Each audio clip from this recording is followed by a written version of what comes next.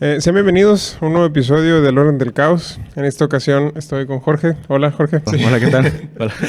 El tema que vamos a discutir hoy me parece también muy emocionante, igual que el programa anterior o la emisión anterior que fue sobre Drácula. En esta ocasión, pues es una novela que está pues muy emparentada. Creo que pues, son parte como del mismo movimiento que estaba desarrollándose en el siglo XIX, que es este terror gótico y de exploración de nuevas formas literarias de exponer pues al ser humano después de haber llegado a la modernidad y demás, en este contexto, digamos, cultural e histórico. Y pues es muy interesante, ¿no? Hay una diferencia importante. Mientras que Drácula se publicó a finales del siglo XIX, Frankenstein se publica a principios del siglo XIX, en la segunda década. Creo que es el 16, ¿no? 1816, cuando se publica, o cuando se escribe Frankenstein. Y pues es curioso, creo que este momento inicial en el que se produce la obra es tremendamente curioso y la autora también es tremendamente interesante y quisiera que empezáramos por ahí, si nos cuentas cuál es este contexto. Sí, justo me encontré algunas líneas en ese sentido porque ese año en particular fue interesante a nivel planetario, se puede decir, y que generó ciertas condiciones hasta espirituales para generar una novela de estas características. Y es verdad, había, digamos, de alguna manera un clima cultural también propicio para esas reflexiones. Y las líneas podrían ir de lo siguiente. El año de 1816 ha pasado la historia como el año sin verano. La erupción del volcán Tambora en Indonesia, el 10 de abril de 1815, liberó toneladas de polvo de azufre que se extendió por todo el planeta, provocando un duradero enfriamiento que alteró el ciclo agrícola y llegó a producir incluso hambrunas. Estos efectos se hicieron sentir incluso en Suiza. Allí, en Cologny, cerca del lago Lemán, en una elegante mansión llamada Villa Diodati, se habían instalado aquel verano un grupo de amigos llegado de Inglaterra: el poeta Percy Shelley, su entonces amante Mary Godwin, el célebre escritor Lord Byron, su médico y secretario personal John Polidori y Claire, la hermana de Mary. Como buenos románticos, continuó, los residentes de Villa Diodati amaban la naturaleza. Estaban fascinados por los avances de la ciencia y adoraban las historias de terror gótico. A causa de la climatología, se vieron obligados a quedarse largo tiempo encerrados en casa y se aficionaron a pasar las veladas leyendo relatos de terror. Suena bastante bien. Un buen plan. También comentaban los avances de una ciencia que por entonces aún tenía un cierto tinte mágico. Le fascinaban en particular los experimentos científicos ligados a la electricidad. Interesante.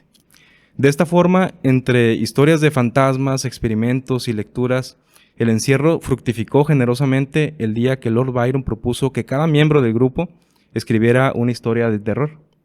Así se hizo y el resultado fueron 2 obras maestras de la literatura fantástica. El vampiro, de John Polidori, que sabemos es la historia de un seductor aristócrata que deja sin sangre a todas las mujeres que caen en sus redes. Y que es el antecedente de Drácula, de Bram Stoker, que como decías, desde 1897. Y la otra obra, Frankenstein, de Mary Shelley. Entonces ese sería un poco el clima que abraza el contexto de producción de esta obra, ¿no? Debió haber sido tremendamente interesante estar en esas convivencias, ¿no? O sea, me imagino que debió haber sido, pues eso, muy, muy curiosa las personalidades que estaban ahí, pues, o sea, para tener la capacidad de producir ahí 2 obras maestras y especialmente de Mary Shelley, que hoy por hoy está siendo muy recuperada la figura de ella, porque pues tenía 21 años cuando escribe estas primeras ideas sobre Frankenstein y la obra pues es tremendamente interesante, tal como vamos a comentar, es muy rica en simbolismos, en estructuras narrativas, pues creo que demuestra una madurez impropia, podríamos pensar, de alguien de esa edad. Sí, ¿no? muy precoz, ¿no? Sí, claro, no hay muchos exponentes de esas características, ¿no? Tan jóvenes y que sean capaces de producir una obra maestra tan pulida, ¿no? Y muy clara, ¿no? En ciertos momentos de la misma novela, hasta tiene intereses muy concretos como señalar un determinado clima cultural, Sí. Hacer una crítica a esta. Entonces sí es como muy madura, se puede decir, a la hora de señalar esos problemáticos. Una genio de la literatura. Sí, Exacto. tal cual, exacto. Y además ahí, junto con otros genios también, porque pues estaban los creadores, bueno, John Polidori, que era el médico de esta otra persona, que ellos dos fueron los que dieron con la idea original del vampiro, pero pues es Polidori el que la lleva a término, y pues que también es pues una gran inspiración para, por ejemplo, toda la mitología gótica y especialmente para Drácula, ¿no? Que es una de las obras maestras del gótico. Pero sí, o sea, ese clima, ese contexto que yo creo que pues no se ha repetido algo semejante, que yo sepa, que una erupción que deje en un invierno de un año, o sea, es algo parecido a lo que habríamos vivido con la pandemia, me imagino. O sea, en Pompeya, ¿no? En Pompeya, sí, algo. Sí, podría ser una catástrofe de esa naturaleza, pero digo que interesante y pues que tengan esa capacidad los volcanes y estos desastres naturales. Es muy, muy interesante. Además del contexto específico en el que se crean estas obras, es pues aterrador ya en sí mismo, ¿no? Ese evento. O sea, que te dejen así sin luz, sin sol y que todo esté nublado durante un año. Y además con un frío infernal, pues es muy apropiado, ¿no? Para dar lugar a este tipo de obras que intentaban ser de terror, pero que en mi opinión es una obra pues más bien de un terror psicológico, no de un terror monstruoso como el de El Vampiro o el de Bram Stoker de Drácula. Pero es curioso cómo esta obra sí intenta retratar otros tipos de terror, en mi opinión. Como digo, el psicológico fundamentalmente. Porque pues no es muy... No trata de profundizar demasiado, por ejemplo, en las actividades monstruosas de la criatura, que ya creo que es interesante hacer esta distinción, ¿no? El ideario popular le ha dado el nombre de Frankenstein al monstruo, paradójicamente, cuando era en realidad el apellido de Víctor Frankenstein, que es el protagonista de la novela. Víctor Frankenstein es el nombre del tipo que da... que también se le ha dado el título de doctor, ¿no? El doctor Frankenstein todavía no era doctor en la novela, era estudiante. Era estudiante. De filosofía natural, exacto, fíjate, curiosamente. Ciencias naturales. Ajá. Entre ellas la medicina, obviamente, que era uno de sus apasionamientos. Pero lo curioso es eso, ¿no? Que pues se le ha dado el nombre de Frankenstein a la criatura, cuando en realidad era más bien el del doctor. Y la criatura en la novela es denominada así, la criatura, el monstruo, incluso algunas veces hasta le dicen el demonio, ¿no? Este tipo de expresiones, ¿no? Porque él, de algún modo, es el que está como antagonista y el protagonista sería el propio Víctor. Y aquí creo que hay muchas cosas que traer a colación, porque así se llama la novela, Frankenstein, o sea, es el nombre de Víctor. Y además tiene un subtítulo que es El moderno Prometeo, que yo creo que aquí es también muy interesante el interés que tenía Mary Shelley en comunicar o en retratar la figura de Prometeo a través de un relato pues, moderno, ¿no? Exacto. De alguna manera.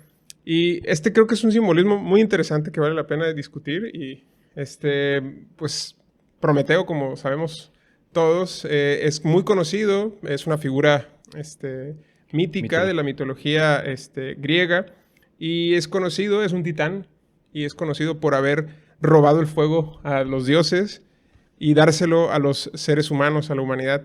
En Frankenstein, Víctor simboliza a Prometeo porque con su experimento hace algo parecido, es decir, trata de controlar la vida y de entregárselo a las cosas ya inanimadas, ¿no? Como los cadáveres.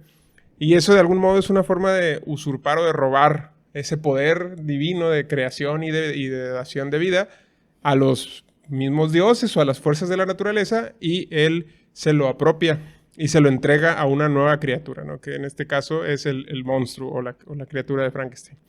Pero pues hay una ironía interesante que se muestra en esta comparación que hace Mary Shelley, porque mientras que Prometeo lo hace con un interés, pues lo hace como una actividad desinteresada, para beneficio de la humanidad, el robo del fuego es para beneficiar a los seres humanos. Más bien Víctor lo hace motivado por deseos personales, por el interés de resolver sus traumas infantiles, como comentaré más tarde, porque había muerto su madre en el inicio de la novela. En el inicio de la línea del tiempo de la novela. Y en ese caso también lo hace, además de eso, de resolver sus traumas personales, lo hace también porque quiere recibir admiración por un descubrimiento científico importante y demás. Entonces, lo hace motivado por razones más bien egoístas, ¿no? A diferencia de Prometeo, que lo hace motivado por razones generosas hacia la humanidad. Y Víctor, en ese sentido, es la ambición la que lo lleva a ignorar esas responsabilidades éticas y los límites morales que su quehacer como científico de algún modo debería respetar, ¿no? Que es el no transgredir la vida, por decirlo así. Por eso Víctor y Prometeo sufren un destino pues bastante doloroso, por decirlo así. Son abandonados a su suerte como castigo a sus acciones o a sus transgresiones. Mientras que Prometeo es encadenado a una roca donde es un águila la que le devora el hígado todos los días, Víctor sufre un aislamiento emocional y la destrucción sistemática de sus seres queridos por parte de su criatura, convirtiéndolo en un paria que se dedica el resto de su vida a perseguir sin éxito a su propia creación a través del mundo en un intento vano de rectificar sus errores, ¿no? Que en este sentido es interesante cómo Mary Shelley está representando las aspiraciones que podrían llegar a ser frustradas de una ciencia moderna que, tratando de llegar a ser un Prometeo, puede terminar pues con el mismo destino de Prometeo, ¿no? Que es atada a las consecuencias de sus propias acciones, ¿no? Que de alguna manera ahí es donde está el paralelismo que trata de establecer Mary Shelley. Sí, exacto, exacto. De hecho, se suele asociar, digamos, este robo del fuego por parte de Prometeo con el descubrimiento de la técnica, con una especie de identificación de valor práctico de la razón, de poder hacer algo con la razón en un sentido técnico. Podríamos decir, sí, tal cual, que pues Víctor Frankenstein es un racionalista, es una persona que ha descubierto algo y no puede limitarse a no hacer algo a propósito de ello. Juega a ser Dios en algún sentido y se extralimita y queriendo, pues, conocer lo incognoscible, palpar lo intangible y querer, pues, de alguna manera ir más allá de los límites que le son propios como humano. Acomete lo que sería una profanación técnica de la naturaleza a partir de esta razón medible, instrumental y demás. Pero, y eso es lo interesante y es como lo que se deja ver en la novela en varios momentos, porque no puede no ser una crítica todo esto. Es una crítica a la razón ilustrada, es una entronización de este pensamiento romántico. Recuerdo una expresión, por ejemplo, de Schelling cuando dice que lo siniestro, que en este caso sería también nombrado como lo monstruoso, es aquello que no tendría por qué aparecer y sin embargo termina por manifestarse. Todo lo que debiendo permanecer oculto, sin embargo, se ha manifestado. Es la definición de Schelling a propósito de lo siniestro. Digamos que lo siniestro no es aterrador de suyo, sino que es aterrador en la medida en que es desconocido. Y el ser humano teme a lo desconocido. Pero es curioso porque, por otra parte, el ser humano en general parece arraigar su voluntad de saber en una voluntad de ignorancia. Es decir, es como si al final quisiéramos saber cosas con la razón técnica, con la razón filosófica, con la lógica en general, para en el fondo poder ignorar. Es decir, conviene pues echar mano de la ciencia, de la técnica y demás, para poder organizar nuestro mundo y hacerlo algo pues menos inhóspito, y solo así pues poder vivir nuestras vidas, ¿no? Sin embargo, hay momentos específicos, sobre todo a partir de esos personajes, que hay una extralimitación, y es entonces cuando el ser humano estándar quiere convertirse en Dios, y es ahí donde se muestra, lo monstruoso, lo siniestro, aterrando, porque es como su definición. Sí, claro, las consecuencias no deseadas, por decirlo así, de las acciones de la ciencia, ¿no? Que sí. Eso es curioso, porque pues es justamente lo que le pasa a Víctor, ¿no? Que es, de alguna manera, las razones por las cuales, decía antes, termina creando a la criatura, ¿no? Dándole vida a esta criatura.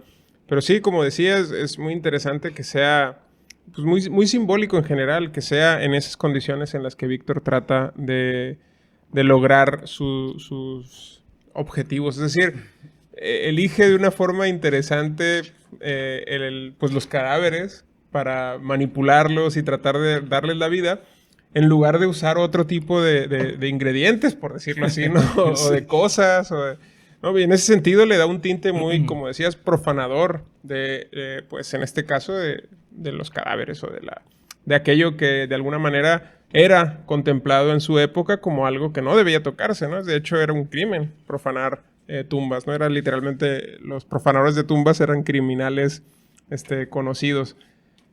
Y eso es, insisto, ya uno de los aspectos curiosos y siniestros por parte de Víctor. Sin embargo, esto le resulta a él poco importante, porque, insisto, los intereses que tiene son más bien pues, por un lado, de hacerse famoso y de lograr éxitos científicos y de controlar, pues, a la vida, de dar y quitar vida, por decirlo de alguna manera, mientras que también hay otras motivaciones interesantes de su vida personal. Y esto es curioso porque uno se pregunta por qué tanto interés o tanta obsesión de este personaje por dar vida pues a los cadáveres, que es un poco el asunto, ¿no? Sí. Y es curioso porque justamente en la novela se nos cuenta que Víctor perdió cuando era niño a su madre, ¿no? Y él creció junto con una amiga de él, que creo que era prima también de él, que es Elizabeth.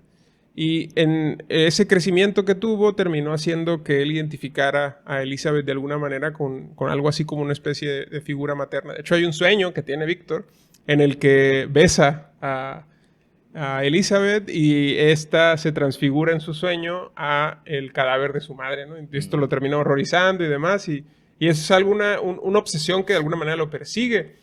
De esta manera podemos pensar que lo que está ocurriendo en esta obsesión que atrapa a Víctor por dar vida a los cadáveres es de algún modo que Víctor está proyectando sus conflictos no resueltos hacia la figura de su madre fallecida, lo que se manifiesta, como dije, pues en un profundo apego y confusión emocional que justamente lo llevan de alguna manera a intentar resucitar a su madre de forma simbólica a través del control y la manipulación de la vida en los cadáveres, ¿no? Entonces, de alguna manera, el hecho de dar vida al monstruo es una forma simbólica de traer de vuelta a su propia madre. De recobrar la vida. Ajá, exacto. Y eso, pues, refleja también un intento inconsciente, pues, de resolver las pérdidas infantiles, por decirlo de alguna manera. Que eso es una constante en estos dos personajes, ¿no? Que son los centrales de la obra, ¿no? Que son el monstruo y Víctor. Ellos dos tienen traumas que marcan, por decirlo así, lo que hacen en sus vidas, y en el caso de Víctor, ese trauma infantil no resuelto termina dando como resultado la creación de la criatura, ¿no? Valga la redundancia en este caso. Sí, porque ni nombre tiene, ¿no? Exacto, no tiene nombre, que eso es uno de los detalles curiosos e importantes de cómo es Víctor el responsable de negarle una identidad al monstruo, ¿no? Que en este caso es negarle no solo su humanidad, sino también toda posibilidad de identidad. Pues, lo niega por completo, se convierte en un padre ausente del libro en muchos sentidos, y de esta manera es Víctor el que crea al monstruo de una forma tanto física, pero luego también, y mucho más importante, de una forma moral. Wow, sí, es verdad. Lo crea de ambas maneras, lo obliga, por decirlo así, lo orilla a hacerse monstruo, pues, sin que esto implique de algún modo que sea Víctor el único responsable de la monstruosidad de la criatura, por decirlo así. Es verdad, no lo había pensado y es muy interesante lo que dices, porque es verdad, lo crea en un sentido físico, le da vida y lo trae al mundo, en un sentido material, claro, pero digamos, de alguna manera sigue su ausencia, sigue repercutiendo en su identidad, y en algún momento es el propio monstruo el que pues cae en un sentimiento de desolación, en una crisis existencial muy fuerte. Y pues es interesante porque uno piensa en Frankenstein y dice, pues es el mono gigantesco que poco ágil y poco inteligente, pero tiene una articulación de lenguaje bastante buena y se llega a expresar del siguiente modo a propósito de esta situación que dices. Dice, como Adán, me habían creado sin ninguna aparente relación con otro ser humano, aunque en todo lo demás su situación era muy distinta a la mía. Dios lo había hecho una criatura perfecta, feliz, confiada y protegida por el cariño especial de su Creador. Podía conversar con seres de esencia superior a la suya y de ellos adquirir mayor saber. Pero yo me encontraba desdichado, solo y desamparado. Con frecuencia pensaba en Satanás como el ser que mejor se adecuaba a mi situación, pues como en él, la dicha en mis protectores a menudo despertaba en mí amargos sentimientos de envidia. Odioso el día en que recibí la vida, dice. Maldito creador, ¿por qué creaste a un monstruo tan horripilante del cual incluso tú te apartaste asqueado? Dios, en su misericordia, creó al hombre hermoso y fascinante, a su imagen y semejanza, pero mi aspecto es una abominable imitación del tuyo, más desagradable todavía gracias a esta semejanza. Satanás tenía al menos compañeros, otros demonios que lo admiraban y animaban, pero yo estoy solo y todos me desprecian. Es el sentimiento que embarga a este monstruo justamente por no tener una explicación de por qué está aquí y por qué lo trajeron a la vida.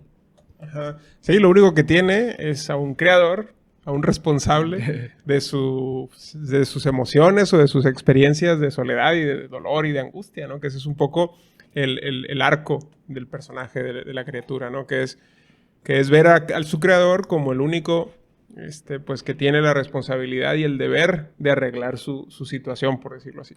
Pero creo que es importante insistir en esto, ¿no? En este doble dimensión que vemos de la monstruosidad de la criatura. Porque, pues, como bien dices, en un inicio, la monstruosidad de la criatura de Frankenstein era tan solo física. Esto es bien importante de dejarlo y la novela nos lo deja muy claro con la historia de la criatura. Sin embargo, es importante recalcar que esta monstruosidad física era bastante interesante, ¿no? Víctor lo describe del siguiente modo. Dice, sus extremidades eran proporcionadas y había procurado que sus rasgos fueran bellos.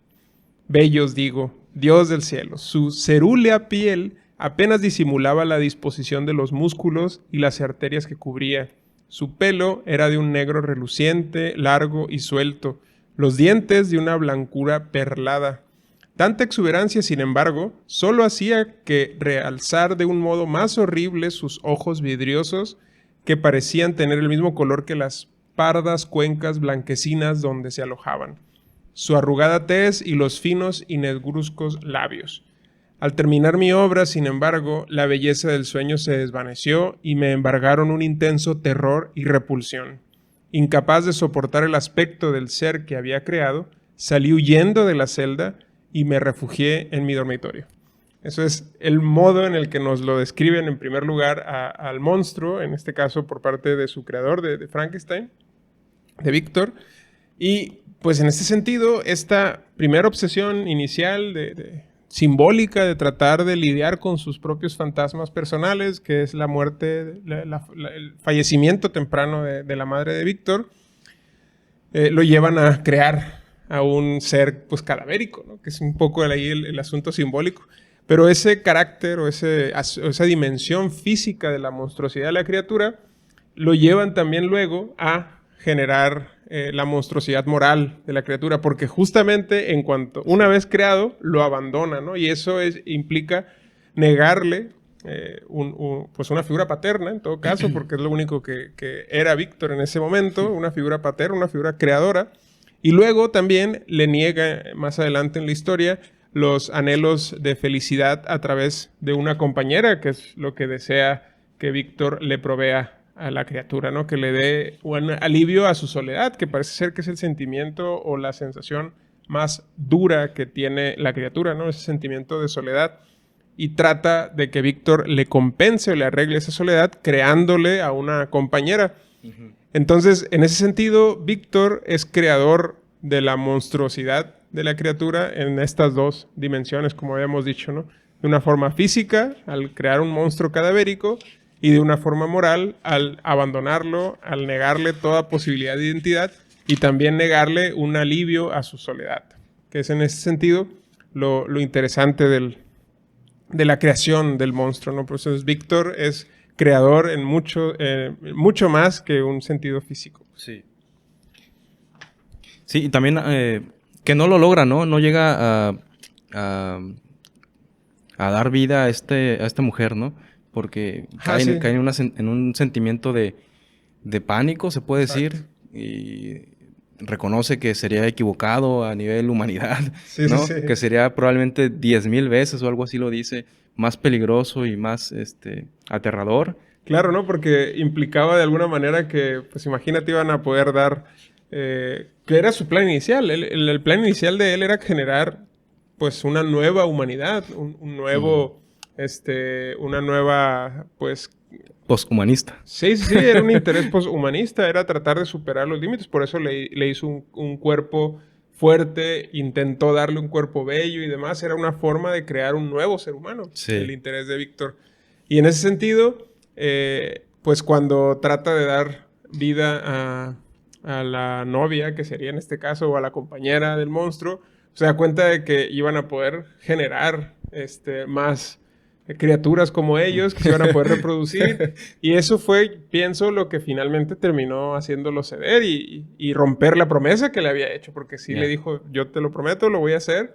Y pues al final se arrepintió de su promesa y terminó destruyendo a su segunda criatura, ¿no? Sí, pues todo esto relata una historia pues, de terror, ¿no? En toda ley, de terror. Y es verdad, o sea, estamos ante una obra de literatura gótica y pues esta se caracteriza por, ya lo sabemos, una atmósfera de terror, misterio, suspenso. Hay eventos sobrenaturales ahí retratados, emociones desbocadas también, es como una característica de estas novelas. Ya lo estamos viendo con el sentir de Frankenstein sobre el sentirse abandonado. También la naturaleza tiene una importancia específica porque pues son escenarios muy particulares, ¿no? Muy lúgubres, se puede decir. Pero digamos que la novela no se limita a esos elementos mágicos y sobrenaturales, porque más allá de eso, pues la novela entreteje esta situación de abordar la moral científica, ¿no? Como has comentado. Se habla del reto del hombre ante lo divino, los cambios políticos y socioeconómicos de la época y la disyuntiva de la humanidad entre el bien y el mal y lo bello y lo feo. Es decir, no es una sola novela, digamos, en la que nos lleve al mero entretenimiento, sino que implica muchas reflexiones de todo tipo. Digamos que está presente una crítica a la política cultural de la época, está presente una crítica a la educación también, en el sentido de que como diría Derrida, ¿no? Dice que la educación pudiera verse como un fármaco que lejos de ser un aliciente es más bien el veneno por el cual habremos de reducir nuestra versión, ¿no? Como especie o civilización. También habla, pues desde luego, de filosofía, es en toda la extensión de la palabra una obra filosófica. Y vale la pena mucho revisarla en detalle porque pues hay muchos elementos que pueden entresacarse y ser de interés. Es lo interesante, creo, de obras de esta época, de esta época en particular, porque digamos que tienen este desmarcaje respecto a la filosofía moderna, a la filosofía ilustrada, digamos, y están de a poco apostando por una nueva imaginación, una forma de pensar más imaginaria, más ligada a la naturaleza y digamos que busca de alguna forma un contacto con esta sin querer, digamos, imponerle esta cuadrícula que busca medirlo todo y sacarle, digamos, un rendimiento lógico o racional, ¿no? Entonces, en general pudiéramos también, como decíamos en un episodio anterior sobre Drácula, reconocer que este tipo de obras tienen esa intención, buscar de alguna forma reestructurar la forma en que pensamos, incorporando el factor imaginación. Sí, claro. Ajá. Sí, o sea, son obras muy, muy buenas para reflexionar, ¿no? Sobre, por ejemplo, en este caso, los límites de la ciencia, ¿no? De que ser científico. Porque creo que deja muy claro esta obra que en muchos casos el objetivo fundamental de la ciencia, que consiste en saber cosas y en predecir cosas y en controlar cosas, ese objetivo fundamental de la ciencia en muchos casos va en contra de otros objetivos de nosotros como especie, ¿no? Como por ejemplo la propia vida humana, pues el bien político, por decirlo de alguna manera, y esas contradicciones que encuentra la ciencia, porque pues no puede, por ejemplo, hacer experimentos con seres humanos porque consideramos que eso es pues éticamente reprobable, que no debería de hacerse, y sin embargo ha ocurrido en etapas muy oscuras de la historia universal. Y en ese sentido, la ciencia encuentra contradicciones importantes en los límites que le impone la propia naturaleza moral del ser humano. Y eso implica que el impulso que está denunciando Mary Shelley de una ciencia frenética y febril que intenta controlar incluso la vida, pues se encuentra como consecuencia de sus actos, pues, digamos, el monstruo que la persigue y que la destruye hasta las últimas consecuencias, ¿no? Que de alguna manera es esa la paradoja que alimenta la historia de esta novela, ¿no? Sí, y parece haber por ahí también quizá una especie de desacreditación académica de Víctor, que le dice que no es doctor, es un estudiante, no, lo que hace no es ciencia, es pseudociencia. Entonces, por ejemplo, habla de algunas influencias que tiene él como científico, se puede decir, y pues una de estas influencias es Cornelius Agrippa, se dice por ahí, y el nombre completo de este personaje es Heinrich Cornelius Agrippa von Nettesheim Eucalipto Sapiens. Eucalipto, genial. Y es un cabalista, un neoplatónico que fue conocido como profesor de la cábala y pues hablaba de magia en todos los niveles, ¿no? Entonces es interesante ver que Mary Shelley pone como uno de sus influencias o de sus referentes, exacto, a un personaje que no es de ninguna manera un científico, ¿no? Entonces parecería que ella, al estar tan involucrada en el contexto científico de la época y poner un personaje que tiene una escasa, un escaso, digamos, referencia con la ciencia, pues ya está diciendo, bueno, aquí entendamos que este personaje se va a tropezar, pero bien feo, ¿no? Claro. Sí, es que es muy interesante también el hecho de que en esa época pues no había una distinción tan clara entre estos tipos de conocimiento. Hoy por hoy sí tenemos una división más o menos clara entre las pseudociencias y las ciencias, digamos, bien entendidas, por decirlo de alguna manera. Pero en aquella época, pues recordemos la figura especialmente de Newton, que me parece muy interesante, la figura de Newton, que también practicaba la alquimia, la cabalística también, está obsesionado con la Biblia y la numerología. O sea, en esa época de alguna manera encontramos figuras científicas bastante contrastantes con lo que hoy por hoy creemos que es el quehacer científico, ¿no? Es decir, que no deberían haber tenido este tipo de supersticiones o de creencias místicas y demás, y sin embargo, pues convivían de una manera importante. En este caso, pues también sucede algo parecido en el caso de Víctor, ¿no? Pero hay un tema que a mí me parece muy interesante, ¿no? Ya yéndonos hacia el antagonista de la obra, ¿no? Que es la criatura o el monstruo, que su historia, pues, es bastante trágica, es bastante interesante cómo se va configurando el carácter monstruoso de la criatura, ¿no? Porque, como ya dijimos inicialmente, pues era monstruoso solamente en un nivel físico, ¿no? Y eso, de alguna manera, termina orillándolo a también ser monstruoso en un nivel moral. Y esta monstruosidad se origina, como ya dijimos, en el rechazo social. El rechazo primero de Víctor y luego el rechazo sistemático que empieza a recibir el monstruo por parte de la sociedad. Primero, por ejemplo, encuentra el rechazo en una familia que él estuvo pues viviendo, observándolos y sin que la familia se diera cuenta de su presencia. De forma silvestre, ¿no? Incluso, Ajá, pues. sí. Y él ahí empieza a aprender pues lo que es una familia, lo que son las virtudes humanas, el cariño, el afecto, y todo eso lo llena de alegría y de sentimientos muy positivos hacia la vida y hacia la humanidad incluso. Sin embargo, es cuando él trata de unirse a esta familia y de vivir con ellos de alguna manera que se da cuenta de que su aspecto monstruoso iba a ser una barrera imposible de superar. Es decir, el aspecto monstruoso que ya habíamos dicho genera un rechazo social, que es lo que finalmente lo lleva a él a convertirse en un monstruo también en el nivel moral, que se convierte de una forma completa, es decir, termina disfrutando sus crímenes y obteniendo placer al llevar a cabo, por ejemplo, pues, al desvivir a sus víctimas, ¿no? Que es lo que termina siendo el monstruo. Entonces, aquí hay un problema interesante de entre, pues, como el del huevo y la gallina, ¿no? Es decir, ¿qué es lo que pasa o qué es lo que crea, por decirlo así, a la monstruosidad de la criatura?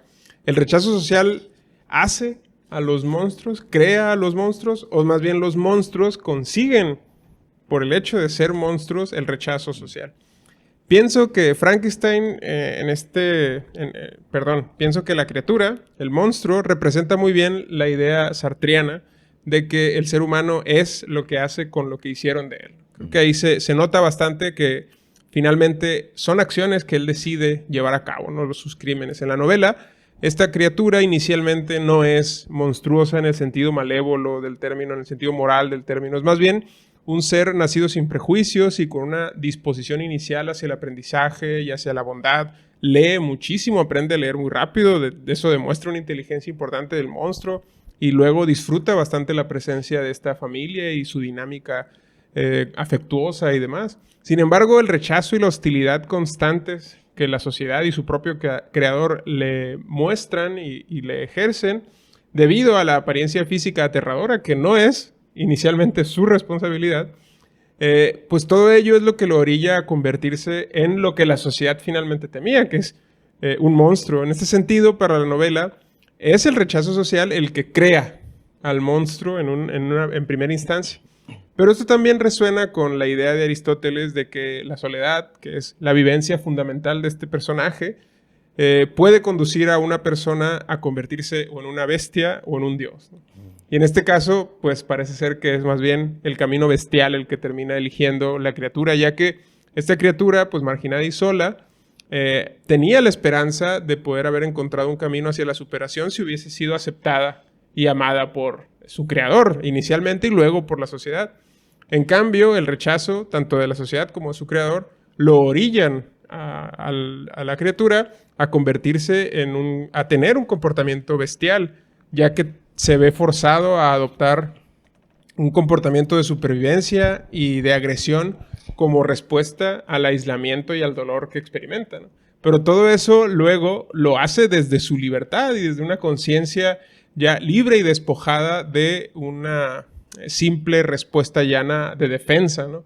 Es decir, la transfiguración inicia así con el rechazo, pero luego llega hasta la libertad de la criatura a convertirlo efectivamente en un monstruo en el sentido moral y completo, por decirlo, del término. En ese sentido, podríamos decir que Mary Shelley nos está también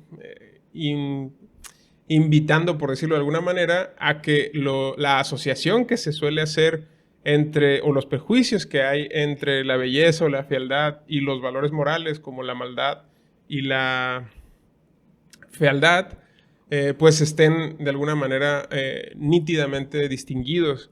En la criatura, por ejemplo, eso no ocurre y es justamente lo que termina orillándolo a tener este comportamiento que él abraza, ¿no? Y decide aceptar finalmente y dice, si me tratan como me tratan, pues en eso me convertiré, claro, por decirlo así. Sí, es como si no le hubieran dado otro camino, ¿no? Exacto. Y él decididamente abraza esa posición. Exactamente. Abraza, pues, la otredad, se podría decir, en el sentido de que si los unos no le dieron cabida en su organización, en su forma de estar juntos, pues él de alguna forma pues tiene que responder y vivir su propia vida en sus propias condiciones, ¿no? Sí, es interesante que desde el inicio, bueno, que nunca, mejor dicho, se le haya dado un nombre, porque justamente en la medida en que no se le da un nombre, permanece como lo otro, lo desconocido, lo extraño, lo exacto, lo monstruoso, a final de cuentas, alude a ello, ¿no? La palabra monstruo viene de lo que se muestra sin necesidad de tener una identidad clara. Sí. Por eso decía hace un momento que lo siniestro, lo monstruoso tenía esa connotación de lo siniestro, porque, por ejemplo, en el idioma alemán, como algunos podemos reconocer ahí, siniestro significa heimlich, ¿no? que alude a casa, a terruño, a hogar. Y lo contrario, lo siniestro, perdón, lo conocido es lo familiar, sí, sí, el terruño y demás. Pero lo contrario es, pues, lo que está fuera de casa, precisamente. Lo que es aterrador, porque justamente excede los límites de la cerca, los límites de la casa y de lo familiar. Entonces es muy interesante que, pues, lo siniestro tenga esa, sea terrorífico, sea aterrador, pero lo es simplemente porque es lo distinto, ¿no? Y en ese sentido, pues, hace ruido aquella expresión que dice que una sociedad también se define, entiende a partir de sus métodos de exclusión, a partir de las formas en que margina a las personas o a los integrantes. Por ejemplo, ya lo decía Michel Foucault, ¿no? De esta cuestión de los locos, ¿quiénes son? Pues los supuestamente racionales o razonables dicen que son. ¿Cuáles son los criterios por los cuales se debe establecer un crimen o un castigo a un crimen? También es una forma de marginación o de exclusión, etcétera, ¿no? También habría que reconocer o asociar estas ideas que nos presenta la novela con ciertas políticas, ciertas dinámicas sociales y todo esto. Y en ese sentido, insisto, es muy rica la novela, ¿no? Como para asociar ideas y tener la posibilidad de enriquecer un acervo crítico y diagnóstico. Sí, sí. Sí, yo creo que eso es uno de los temas centrales de la obra, ¿no? Es decir, estos dos niveles de monstruosidad que tiene el monstruo. Lo físico, que por un lado es estético, ¿no? Sí. Inicialmente, es lo que termina espantando y aterrando al propio Víctor. Y por otro lado, lo que pues termina también alejando y aterrando a, pues a la sociedad, ¿no? A la familia que inicialmente lo trata y demás. Entonces ahí esta transformación de la criatura derivada en parte del rechazo social, pero que también lo convierte a él, porque él llega, como decía antes, a disfrutar sádicamente de sus crímenes. Por eso la transformación o la monstruoficación, no sé cómo se diga eso, termina llegando a lo más íntimo del ser de esta criatura, que aunque nació como con una mente de un niño inocente y aprendió a través de la observación y la experiencia, el continuo desprecio y la violencia que enfrenta sí lo llevan a desarrollar un odio y un resentimiento hacia los seres humanos y especialmente hacia su creador. Eventualmente este tratamiento pues es lo que lo lleva a cometer actos de venganza y de maldad, disfrutando incluso del dolor que puede infligir a su creador a través de sus víctimas. Entonces la criatura de Frankenstein ilustra dolorosamente cómo las percepciones superficiales pueden dictar el trato que le da la sociedad a las personas, influyendo en su desarrollo moral. La novela no solo desafía la asociación platónica de la belleza y la bondad y la fealdad con la maldad, sino que también expone las profundas consecuencias éticas y emocionales de estas percepciones. De esta manera, lo que hace Shelley es detener esos prejuicios y considerar más bien que el ser de los seres humanos está mucho más allá de los prejuicios estéticos, por decirlo así. Entonces, en ese sentido, creo que hay un valor muy interesante en imaginar la vida del monstruo si no hubiese sido prejuzgado, sí, tanto por su creador como la sociedad, hubiese dado pues lugar a probablemente a un posthumano, ¿no? Es lo que te iba a decir, ajá, justamente.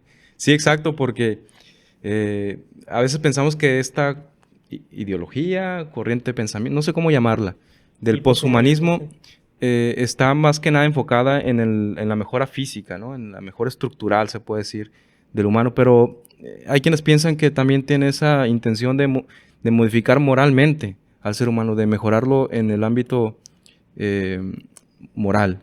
Sí, sí, eso creo que es bien importante hacer esa distinción porque esa es la postura típica del humanismo, ¿no? Uh-huh. Que la mejora del ser humano tiene que venir de forma moral, política e interna, por decirlo así, más que externa, ¿no? Y parece ser que el intento del transhumanismo y del posthumanismo especialmente es que la transformación venga derivada de las capacidades físicas, cognitivas del ser humano.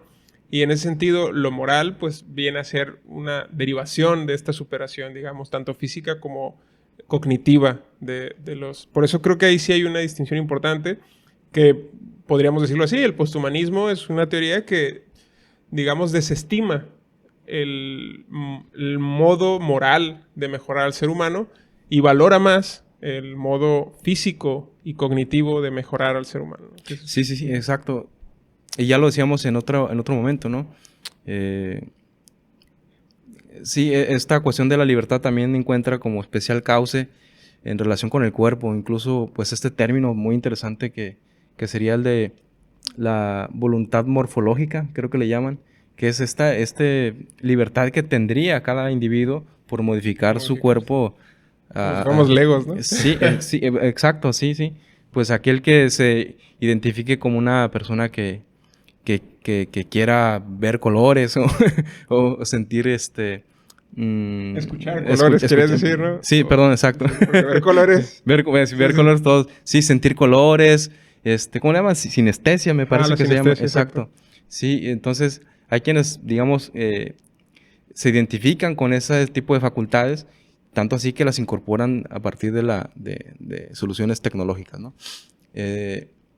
Sí, pero valdría la pena en otro momento quizá pues hablar sobre eso, ¿no? De cómo la libertad ha sufrido ciertas modificaciones, no el concepto como tal, sino las asimilaciones de dicho concepto, de cómo encuentran cauce distintos conceptos según la época en la que estemos.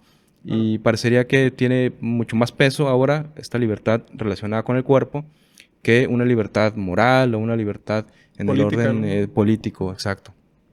Sí, además creo que también hay un detalle ahí muy curioso de que entre los dos, entre Frankenstein y su criatura, hay una... Pues sí, es que hay una relación muy tóxica, que creo que es un poco la dinámica que se aprecia en la novela, ¿no? Es decir, después de los acontecimientos iniciales de la creación del monstruo y luego de que Víctor se dé cuenta de lo que son las intenciones del monstruo, que son de que él quiere que le construya una compañía, y le promete que si hace eso y que le hace justicia, le dice, si me haces justicia, yo haré o cumpliré mi deber contigo y con la humanidad y me alejaré, ¿no? Y dice que se quería él alejar y aislar, pero pues remediando esa soledad con una compañía, pues con una compañera. Es curioso porque igual y habría que ver cuál hubiese sido la reacción de esta segunda criatura, ¿no? O sea, si realmente hubiese aceptado la compañía porque no lo cuestionan, ¿no? Se lo dan por hecho de que efectivamente será un remedio para los males de la criatura, ¿no?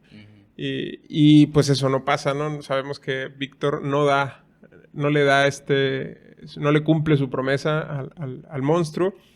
Y eso desencadena pues la rivalidad entre ambos, ¿no? Entonces el monstruo se dedica a cazar a los amigos y parientes e incluso a la esposa, a la recién casada con Víctor. Y eso pues le genera de alguna manera el carácter monstruoso que decíamos antes de la criatura. Pero entonces en ese sentido la novela básicamente es una narrativa psicológica que explora una relación entre Víctor y su creación. Es una relación o una batalla intensa y compleja, pero a nivel psicológico, porque entre ellos nunca se enfrentan de forma física. Hubiera durado muy poquito ese enfrentamiento porque la criatura era mucho más fuerte que Víctor. Pero nunca existe este enfrentamiento directo, aunque lo buscan aparentemente. Bueno, lo busca Víctor y la criatura más bien busca hacerlo por otros medios. Entonces, sin embargo, sí hay una búsqueda de ambos. Porque se ven atrapados en una red de resentimiento, de culpa, de desesperación que se manifiesta en el deseo mutuo de destrucción que tienen estos personajes. Para Víctor, la criatura, no es solo un ser que ha cobrado vida por la ciencia y nada más, sino que es un reflejo constante de su propio fracaso y de las transgresiones éticas que ha cometido como científico. Además, también el monstruo representa la materialización de su intento desesperado por controlar la vida, lo que se origina, como decíamos en un inicio, de la pérdida temprana de su madre. Víctor, por lo tanto, ve en el monstruo un símbolo de su habilidad científica y como el profundo fracaso moral y personal para lograr, de algún modo, remediar su conflicto psicológico para con su madre. Mientras que para el monstruo lo que Víctor representa es una figura paterna. Es el origen de la vida de la criatura y por lo tanto también es el responsable directo del sufrimiento de la criatura. Por ello, la criatura se enfrenta a un mundo que lo rechaza y lo desprecia y ve en Víctor no solo el creador de su miseria, sino también a la única persona con la capacidad y la obligación moral de remediar esa situación. Y por eso el duelo o la batalla psicológica entre Víctor y el monstruo es una manifestación de luchas internas y de la incapacidad, de ambos para reconciliar sus necesidades y deseos con la realidad de su propia existencia.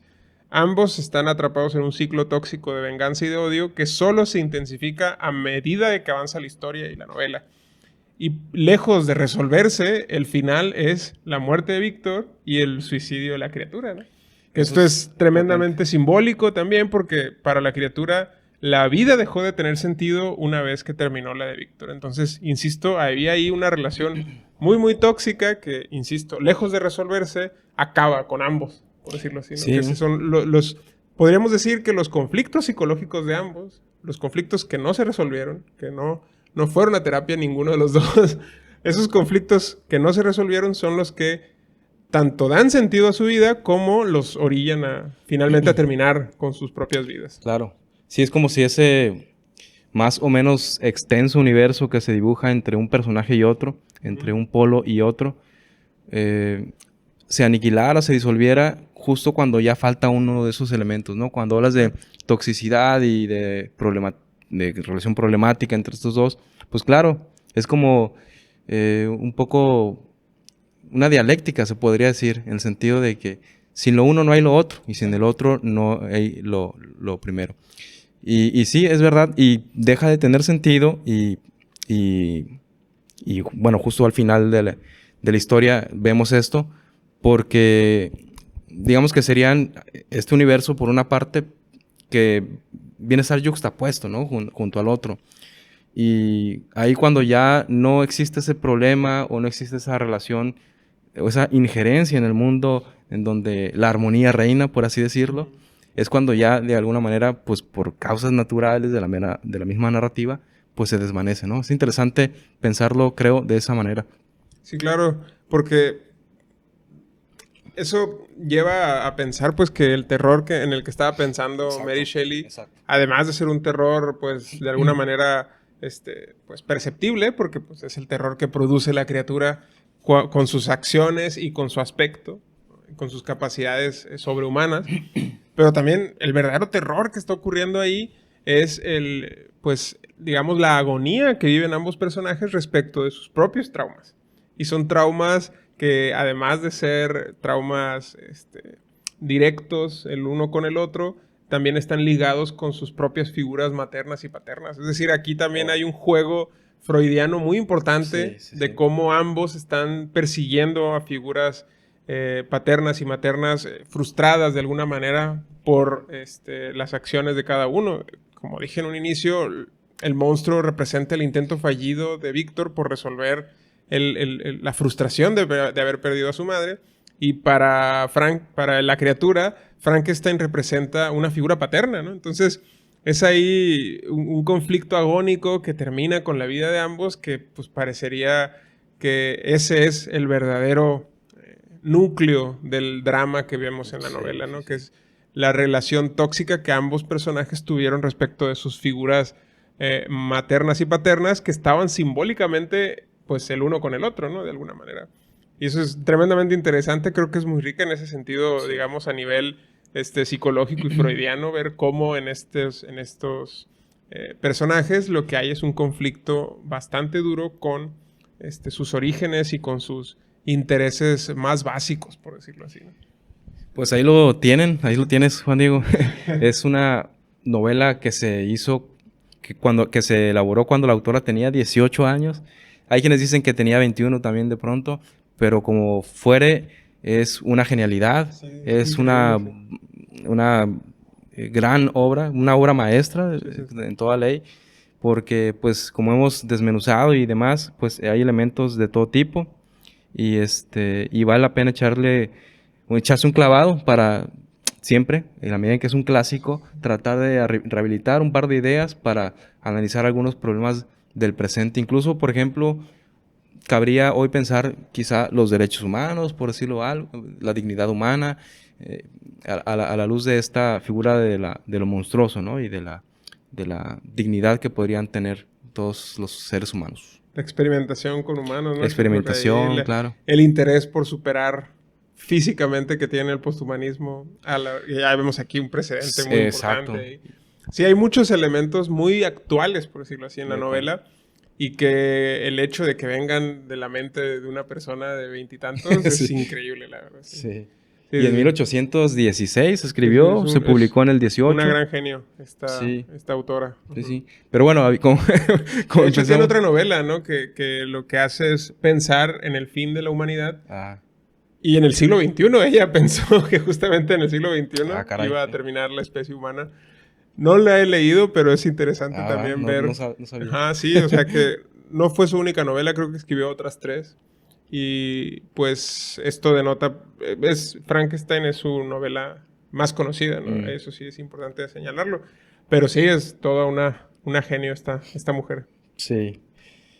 Bueno, pues también había un clima bastante propicio, ¿no? Sí, bueno, un invierno, ¿no?